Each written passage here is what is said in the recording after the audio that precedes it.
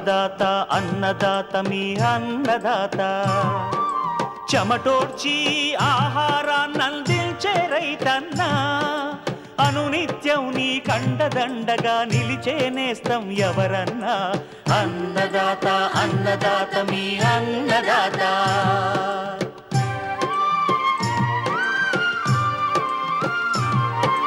నూతన రీతుల సాగుబడికి నూరింతలు పెరిగే దిగుబడికి సూచనలిచ్చే సస్య రక్షణకు పశు పోషణకి శాస్త్ర విజ్ఞానం అందించి ముందుకు నడిపే తెలుగు రైతు భారతదేశానికి మకుటం అయ్యేలా తీర్చిదిద్దే ఆశయంతో మిమ్ము మేలు కొలిపేది అన్నదాత అన్నదాత అన్నదాత మీ అన్నదాత అన్నదాత అన్నదాత మీ అన్నదాత.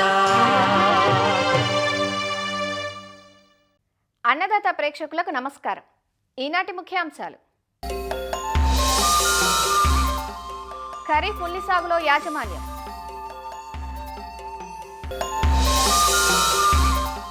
జీవన ఎరువుల వాడకంలో మెలకువలు,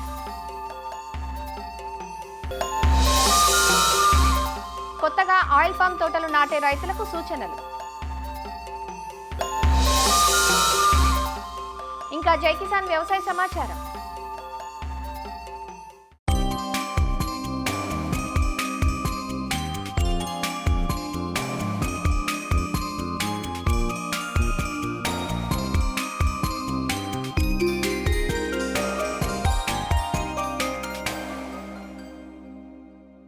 ఒకసారి నాటితే దీర్ఘకాలం పాటు దిగుబడినిచ్చే నూనె గింజల పంట ఆయిల్ పామ్.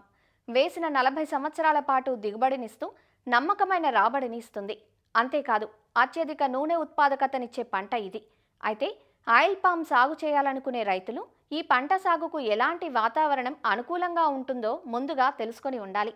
ఎందుకంటే ఈ పంట సాగుకు నీరు సమృద్ధిగా అవసరం. అలానే సాగులో యాజమాన్యంపై అవగాహన కూడా అవసరం.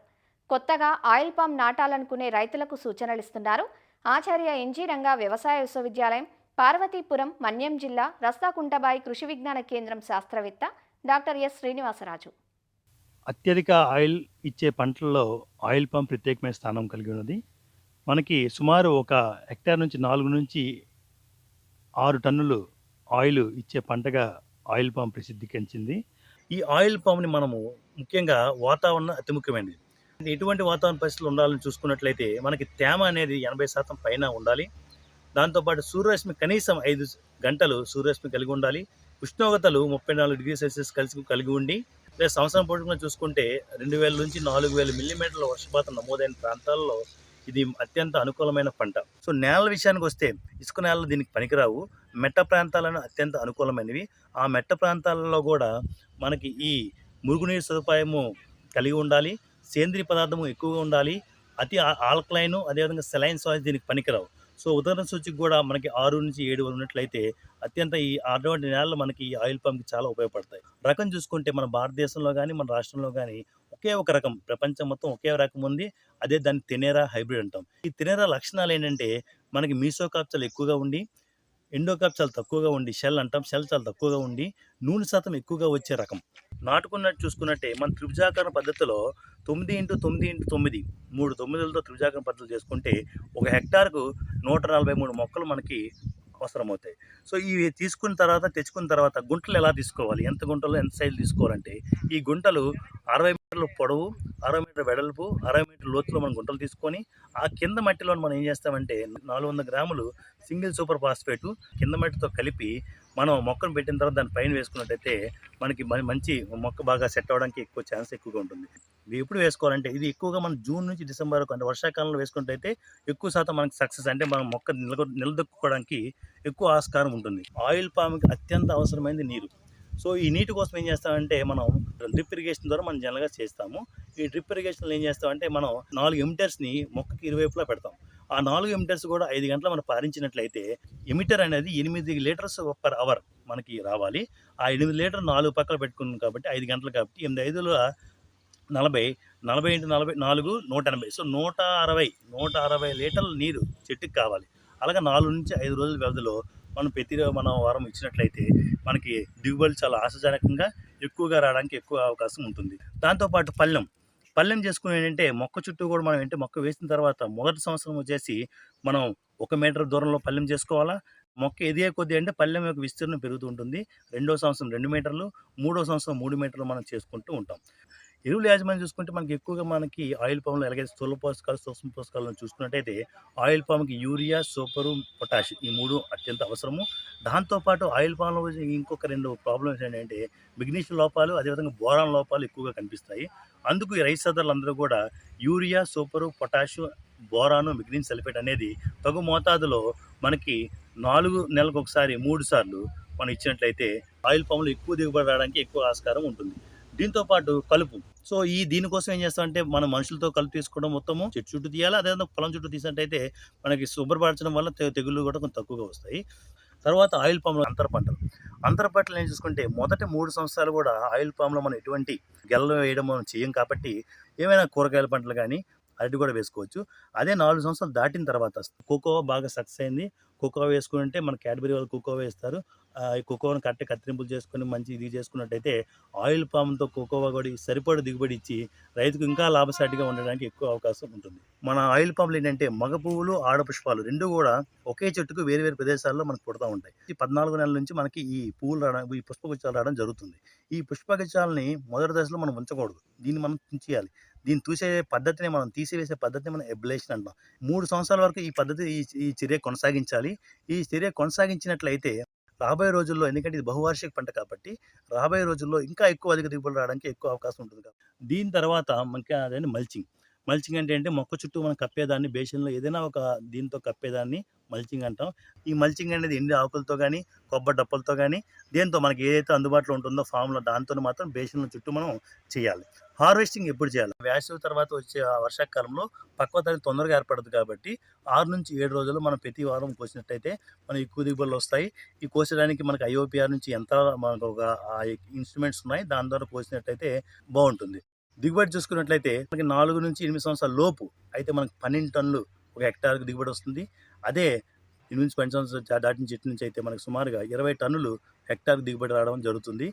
దాంతో ఎడిషనల్గా ఈ కోకో వేయడం వల్ల ఈ రెండింటి కాంబినేషన్లో మనకి ఏంటంటే రైతులు అత్యంత లాభాలు పొందడానికి ఆశాజనకమైన గొప్ప పంట మన ఆయిల్ పామ్.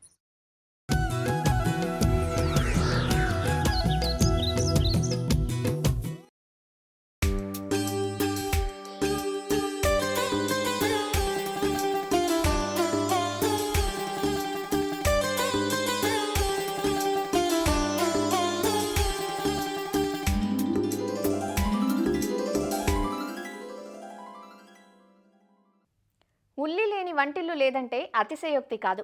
నిత్యావసరంగా మనం వాడుకునే ఉల్లిని ఖరీఫ్, రబీ, వేసవి ఇలా అన్ని కాలాల్లోనూ సాగు చేస్తారు. వాణిజ్యపరంగా అధిక విస్తీర్ణంలో ఈ పంట సాగులో ఉంది. గుండె జబ్బులకు దివ్యౌషధమైన ఉల్లి శరీరంలోని కొలెస్ట్రాల్ని తగ్గించడంలో కీలక పాత్ర పోషిస్తుంది. అంతేకాదు కంటికి, జ్ఞాపక శక్తికి, జీర్ణక్రియకు ఉపయోగపడుతుంది. అందుకే తల్లి కూడా చేయని మేలు ఉల్లి చేస్తుందంటారు. ఆంధ్రప్రదేశ్లో ముఖ్యంగా ఉమ్మడి గుంటూరు, శ్రీకాకుళం, విజయనగరం, విశాఖపట్నం వంటి జిల్లాల్లో సాగవుతున్న దాదాపు 75,000 ఎకరాల్లో సాగును ఆక్రమించిన కర్నూలు జిల్లా ఉల్లి సాగుకు పెట్టింది పేరు. జూన్, జూలైలో నారు పోసుకొని జూలై, ఆగస్టు మాసాల్లో ఖరీఫ్ ఉల్లి నాట్లు వేస్తారు. మంచి యాజమాన్యంతో ఖరీఫ్ ఉల్లి నుంచి ఎకరాకు 14 నుంచి 15 టన్నుల దిగుబడి పొందే అవకాశం ఉంది. మరి వర్షాలు ఆటంకంగా ఉండే ఈ సీజను పంట నుంచి నాణ్యమైన అధిక దిగుబడులు పొందాలంటే సాగులో ఎలాంటి శాస్త్రీయ విధానాలను పాటించాలో ఇప్పుడు తెలుసుకుందాం.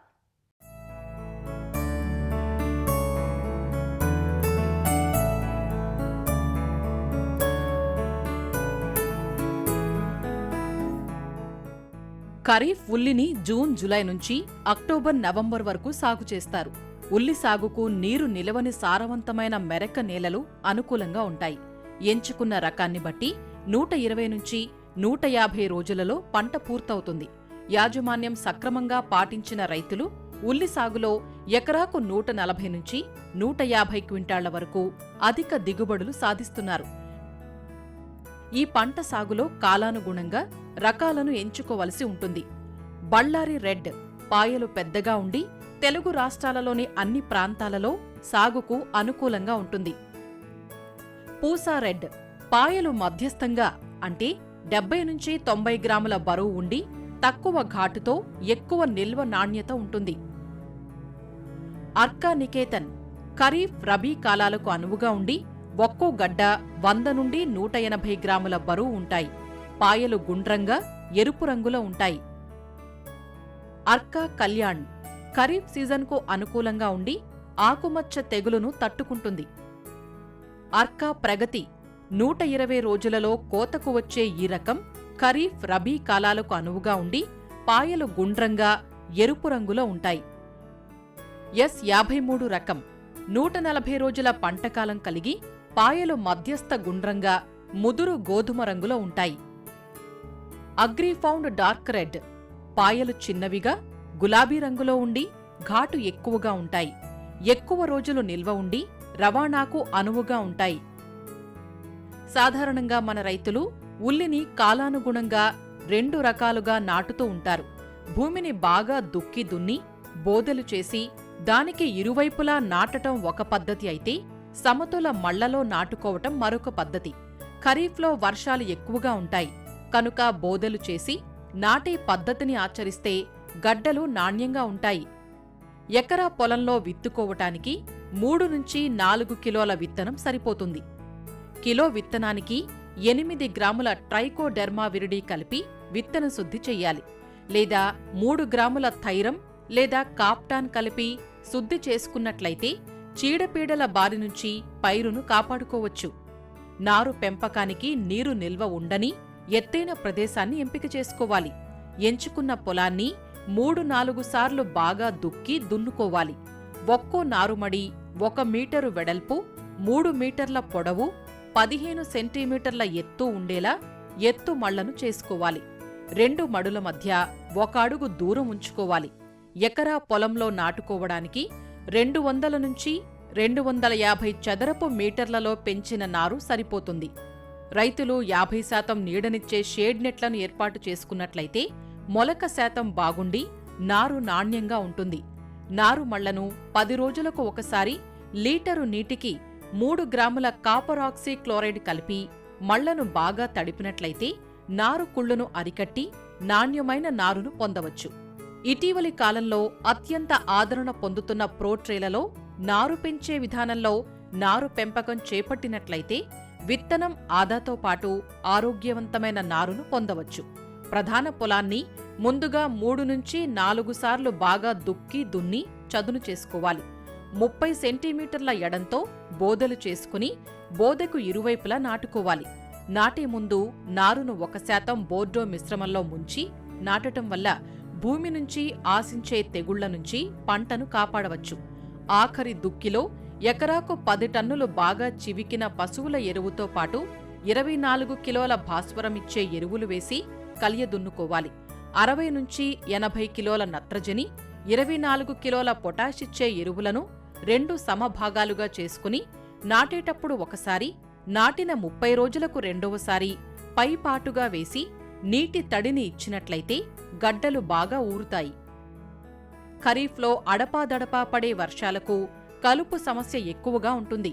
కాబట్టి నారు నాటే ముందు భూమిలో తగినంత తేమ ఉన్నప్పుడు ఎకరాకు 1.3 లీటర్ల నుంచి 1.6 లీటర్ల పెండిమిథాలిన్ లేదా 200 మిల్లీలీటర్ల ఆక్సీఫ్లోరోఫిన్ 200 లీటర్ల నీటికి కలిపి నేలపై పిచికారీ చేసుకోవాలి.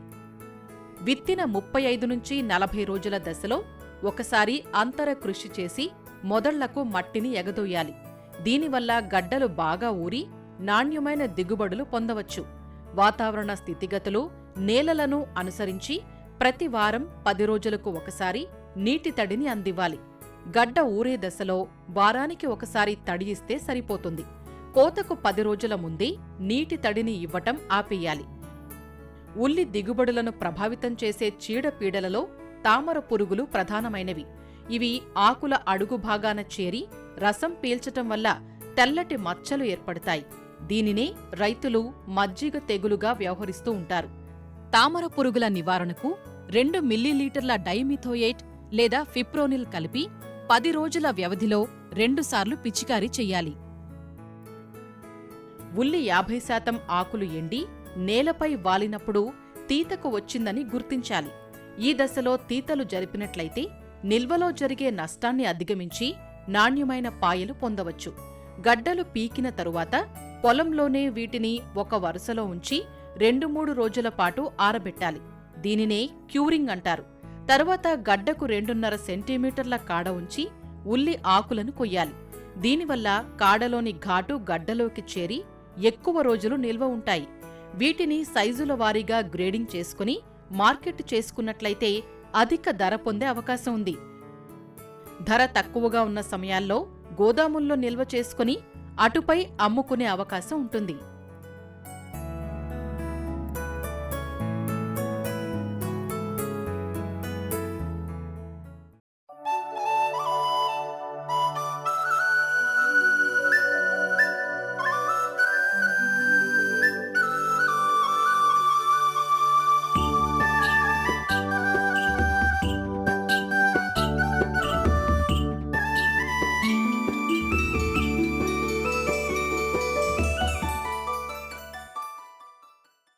అధిక దిగుబడులే ధ్యేయంగా సాగుతున్న మన వ్యవసాయంలో రసాయన ఎరువుల వినియోగం పెరిగింది.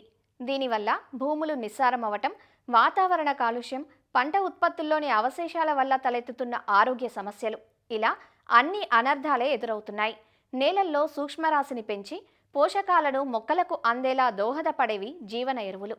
జీవన ఎరువుల వాడకంతో రైతుకు ఖర్చు తగ్గడమే కాదు, భూమిలో సేంద్రియ పదార్థం పెరిగి నాణ్యమైన దిగుబడులను పొందవచ్చు. జీవన ఎరువుల్లో నత్రజని స్థిరీకరించేవి, భాస్వరం, పొటాషియం అందించేవి అందుబాటులో ఉన్నాయి. ఏ ఏ పంటలకు ఈ జీవన ఎరువులను అందించవచ్చు, వీటి వాడకంలో ఎలాంటి మెలకువలు పాటించాలి వంటి పూర్తి వివరాలతో మన ముందుకు వస్తున్నారు వైఎస్ఆర్ ఉద్యాన విశ్వవిద్యాలయం వెంకటరామన్నగూడెం కృషి విజ్ఞాన కేంద్రం విస్తరణ విభాగం శాస్త్రవేత్త డాక్టర్ దీప్తి. హరిత విప్లవం మొదలైన తర్వాత రసాయన ఎరువుల వాడకం అనేది పెరగడం జరిగింది. రసాయన ఎరువుల వాడకం వల్ల మనకి భూభౌతిక రసాయన స్థితిలో మార్పులు రావడం, ముఖ్యంగా సూక్ష్మజీవుల సంఖ్య తగ్గిపోవడం అనేది ఎక్కువగా జరిగింది. దీనికి మనం ప్రత్యామ్నాయంగా జీవన ఎరువులను మనం ఉపయోగించడం వల్ల సుస్థిర వ్యవసాయం అనేది మనం సాధించవచ్చు. ఈ జీవన ఎరువుల్లో ముఖ్యమైనవి కనుక చూసుకున్నట్టయితే నత్రజని స్థిరీకరించే జీవన ఎరువులు, ఫాస్ఫరస్ని అందించే జీవన ఎరువులు, పొటాషియంను అందించే జీవన ఎరువులు గా మనం వర్గీకరించవచ్చు. మనకి ముఖ్యంగా నత్రజని స్థిరీకరించే జీవన ఎరువులు కనుక చూసుకున్నట్టయితే rhizobium, Azospirillum, Azotobacter, azolla, blue green algae ఇవన్నీ కూడాను నత్రజని స్థిరీకరించే జీవన ఎరువుల కింద చెప్పవచ్చు. అలాగే మనం భాస్వరాన్ని అందించే జీవన ఎరువులు కనుక చూసుకున్నట్టయితే పాస్పో బ్యాక్టీరియా, పాస్పో ఫంగై, వ్యామ్ కింద మనం చెప్పుకోవచ్చు. ముఖ్యంగా నత్రజని స్థిరీకరించే జీవన ఎరువులు కనుక చూసుకున్నట్టయితే రైజోబియం అనేది మనం ముఖ్యంగా అపరాలు, పప్పు జాతి పంటల్లో మనం వేరు బుడుపుల మీద ఈ రైజోబియంని మనం గమనించవచ్చు. ఇది మనకి గాల్లో ఉన్న నత్రజనిని స్థిరీకరించి మొక్కకు అందించడంలో దోహదపడుతుంది. అలాగే మనం అజిటోబాక్టర్, అజోస్పైరిల్లం వంటి జీవన ఎరువులు కనుక చూసుకున్నట్టయితే ఇవి ఇండిపెండెంట్గా అన్నమాట, స్వతంత్రంగా అవి జీవన ఎరువుని అందిస్తాయి మొక్కలకి. మనం నత్రజని స్థిరీకరించే జీవన ఎరువుల వాడకం కనుక చూసుకున్నట్టయితే ముఖ్యంగా ఈ రైజోబియం అనేది మనం విత్తనానికి పెట్టొచ్చు, లేకపోతే విత్తనం నాటే ముందు ఆఖరి దుక్కులో కూడా మనం వేసుకోవచ్చు. రైజోబియం జీవన ఎరువు విత్తన శుద్ధి కనుక చూసుకున్నట్టయితే 100 మిల్లీలీటర్ల నీరు తీసుకొని అందులో 10 గ్రాముల పంచదార లేదా బెల్లము కలిపి మరిగించుకొని, ఈ మరిగించిన ద్రావణం చల్లారిన తర్వాత మనం విత్తనానికి పట్టించి దానికి 200 గ్రాముల రైజోబియం పొడిని కనుక కలుపుకుంటే మనం రైజోబియం కలిసే జీవన ఎరువుతో విత్తన శుద్ధి చేసుకున్నట్టు అవుతుంది. అలాగే మనం చూసుకున్నట్టయితే 200 కిలోల పశువుల ఎరువు తీసుకొని 2 కిలోల రైజోబియం జీవన ఎరువును కనుక కలుపుకొని మనం ఆఖరి దుక్కులో కనుక వేసుకున్నట్టయితే మనకి రసాయనిక నత్రజని వాడకం అనేది 10-20% కూడా తగ్గించుకోవచ్చు. మిగతా జీవన ఎరువులు కనుక చూసుకున్నట్టయితే azospirillum, Azotobacter, phospho bacteria, phospho fungi వీటి వాడకం కనుక చూసుకున్నట్టయితే మనం ఎకరాకి 2 కిలోల జీవన ఎరువు 100-200 కిలోల పశువుల ఎరువుతో బాగా కలియబెట్టుకొని మనం విత్తనం జల్లే ముందు ఆఖరి దుక్కులో మనం కలిపి వేసుకున్నట్టయితే మంచిది. అలాగే మనకి ద్రవ రూపంలో ఉన్న జీవన ఎరువులు కూడా లభ్యమవుతున్నాయి. ఇదివరకు ఘన రూపంలో ఉన్న జీవన ఎరువుల్లో బ్యాక్టీరియాల సంఖ్య తక్కువ అవుతున్న నేపథ్యంలో ఇప్పుడు ద్రవ రూపంలో ఉన్న జీవన ఎరువుల్ని కూడా ప్రవేశపెట్టడం జరిగింది. ద్రవ రూపంలో ఉన్న జీవన ఎరువులు కనుక చూసుకున్నట్టయితే 2 లీటర్ల ద్రవరూప జీవన ఎరువు అజిటోబాక్టర్ కానీ అజోస్పైరిలం కానీ తీసుకొని దాన్ని 10 లీటర్ల వాటర్లో కలుపుకొని ఈ కలిపిన 10 లీటర్ల వాటర్లో కలిపిన మిశ్రమాన్ని మళ్ళీ 100 నుంచి 200 కేజీల పశువుల ఎరువులో గనక మనం వేసుకొని ఆఖరి దుక్కిలో మనం మన ప్రధాన పొలంలో వేసుకోవచ్చు. ఘనరూప జీవన ఎరువులతో కంపేర్ చేసుకున్నట్టయితే ద్రవరూప జీవన ఎరువులలో ఎక్కువ సంఖ్యలో సూక్ష్మజీవులు ఉండే అవకాశం అనేది ఉంటుంది. జీవన ఎరువులు మనకి డాక్టర్ వైఎస్ఆర్ ఉద్యాన విశ్వవిద్యాలయం ఉద్యాన పరిశోధనా స్థానం వెంకటరామన్నగూడెంలో కూడా లభ్యమవుతున్నాయి.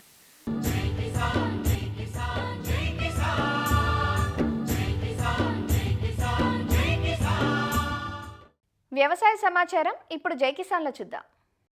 శ్రీ సత్యసాయి జిల్లా కదిరి వ్యవసాయ డివిజన్లో కృత్రిమ యూరియా కొరత రైతులను ఆందోళనకు గురిచేస్తోంది. రైతు సేవా కేంద్రాల్లో యూరియా దొరక్క ప్రైవేటు దుకాణాలను ఆశ్రయిస్తే అధిక ధరకు విక్రయిస్తున్నారని రైతులు చెబుతున్నారు. తీవ్ర వర్షాభావ పరిస్థితుల వల్ల కదిరి వ్యవసాయ డివిజన్లో నామమాత్రంగా పంటలు సాగు చేశారు. 74,000 ఎకరాల్లో పంటలు పెట్టాల్సి ఉండగా ఇప్పటి వరకు 15,000 ఎకరాల్లో మాత్రమే సాగు చేశారు. జూన్, జూలై మాసాల్లో అత్యల్ప వర్షపాతం నమోదవడంతో బోరుబావుల కింద మొక్కజొన్న, సజ్జ, వరి పంటలను వేసుకున్నారు. అయితే పంట ఎదిగే దశలో యూరియా సరిపడా దొరకడం లేదంటూ రైతులు చెబుతున్నారు. మొక్కజొన్న నాటినాను, నెల 10 రోజుల నుంచి నెల 20 రోజులు అవుతుంది. ఇప్పుడు దానికి యూరియా వేయాలంటే గన ఆర్బికి కేంద్రాలు లేకపోతే గన స్టాక్ లేదంటున్నారు. ప్రైవేటు వ్యక్తుల దగ్గరికి పోతే ఎంఆర్పి రేటు ₹265.25 ఉన్నది. కానీ కదిరిలో ఉన్న ఎరువుల వ్యాపారులు మొత్తం అందరూ కూడా కుమ్మక్కై యూరియా కానీ, డిఏపి కానీ, బోరాన్ కానీ మొత్తం అన్ని దానిలను కృత్రిమ కొరతను సృష్టించి 90 నుంచి 100 రూపాయలు వచ్చేసి రైతు దగ్గర ఎక్స్ట్రా తీసుకుంటున్నారు. దీని గురించి వ్యవసాయ అధికారులకు సంప్రదించిన వ్యవసాయ అధికారులకు ఇలా జరుగుతుందని విషయం తెలియజేసిన నిమ్మకు నీరెత్తినట్లుగా వ్యవహరిస్తున్నారు. మొక్కజొన్న 4 ఎకరాలు, క్రాస్ సద్ద 4 ఎకరాలు వేసి ఉన్నాము. దానికి మందులు వచ్చేసి మేము ఈ ఆర్బీకోల్లో గవర్నమెంట్ ద్వారా మనకు అందుబాటు లేనందువల్ల కదిరిలో ఎరువులు బ్లాక్లో కొనడం వల్ల రైతులు నష్టపోతున్నాము. అదే ఆర్బీకోలో గవర్నమెంట్ ఇస్తే దాని ఎంఆర్పి రేట్ ప్రకారం మాకు న్యాయం జరుగుతుంది.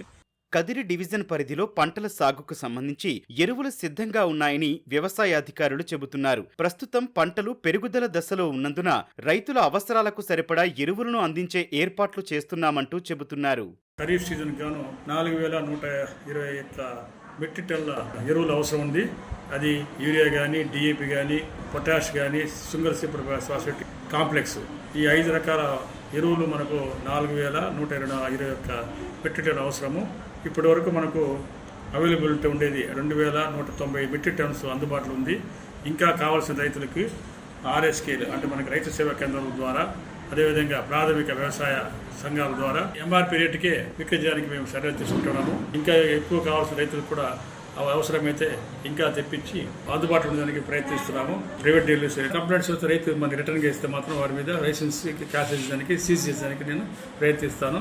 ఎరువుల అందజేతలో రైతులకు ఎలాంటి ఇబ్బందులు తలెత్తకుండా తగిన చర్యలు చేపడుతున్నామని, వ్యాపారులు అధిక ధరలకు ఎరువులను విక్రయిస్తుంటే కఠిన చర్యలు తీసుకుంటామని అధికారులు హెచ్చరిస్తున్నారు. మరిన్ని విభిన్న అంశాలతో రేపటి అన్నదాతలో మళ్ళీ కలుసుకుందాం. నమస్కారం.